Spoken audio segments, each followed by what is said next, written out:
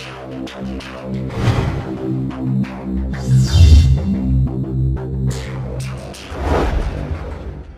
guys, Thetcglover here, how are you doing today? The format as of September 21st, 22nd? Right, so YCS Madrid. Shadow taking the top 4 spots of the entire top cut, so we assumed that Shadow was the best deck of the format.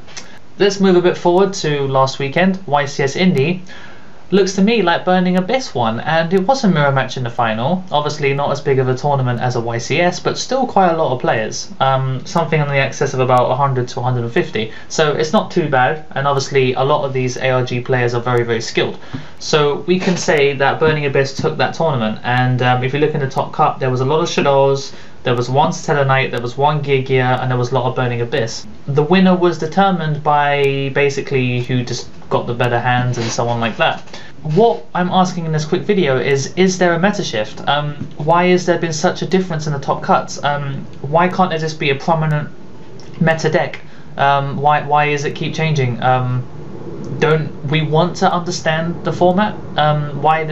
Like obviously if you discuss it with your friends and you see how decks, you know, triumph over other, obviously you use results of tournaments to understand exactly what deck is winning, what deck is doing the best. So therefore when you do have a large sum of money, you can throw your money at something and actually have the best deck of the format. But representation of the decks seem to be changing quite a lot. Burning Abyss was highly represented in this tournament. You have to attribute that to the fact that pro players are taking over certain decks. If Patrick Hoban wants to play Shadows and Jeff Jones wants to play Burning Abyss, then you're going to see Burning Abyss and Shadows at some point in the top cut, because they're both very skilled. They can take any deck. Jeff Jones can take Shadows and play them. Patrick Hoban can probably play Burning Abyss quite well as well. So it's just a matter of pro players actually taking on a deck and piloting it. And generally when the pro players take the deck, then they win with it or they do well with it. Everyone else jumps on board their build and everyone else starts representing the deck as well.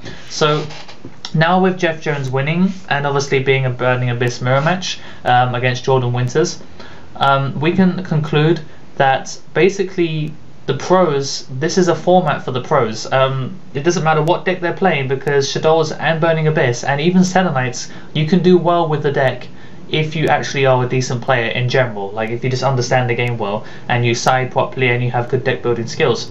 So this is interesting because there is very little diversity in this format, because if you look at the top cut, it's the same couple of decks, but there is no decider. You can't say that one is better than the other. Obviously you can be opinionated and be subjective and say, oh, I prefer this deck because of these reasons, but that's irrelevant to this video.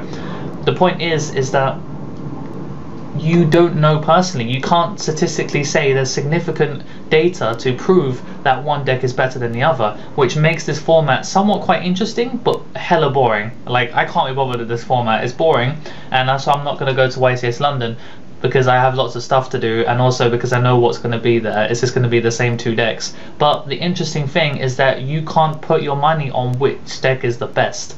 You know, a good Stellar Knight player, which there was one of in the top 32 or no, top 16 of ARG Indy. If that player was a bit more, maybe he just got a luckier draw or something, he could have won. He could have taken that top 16 place and took it to the final and won with it. You know, you can't say that Stellar Knights are a bad deck, because it seems to me like you only need a good player to win with it. So that is my current video. Is it basically a format where the pros are having a field day with, or is it actually the best deck? You know, is there a deck that's easier to play that, you know, you can represent better?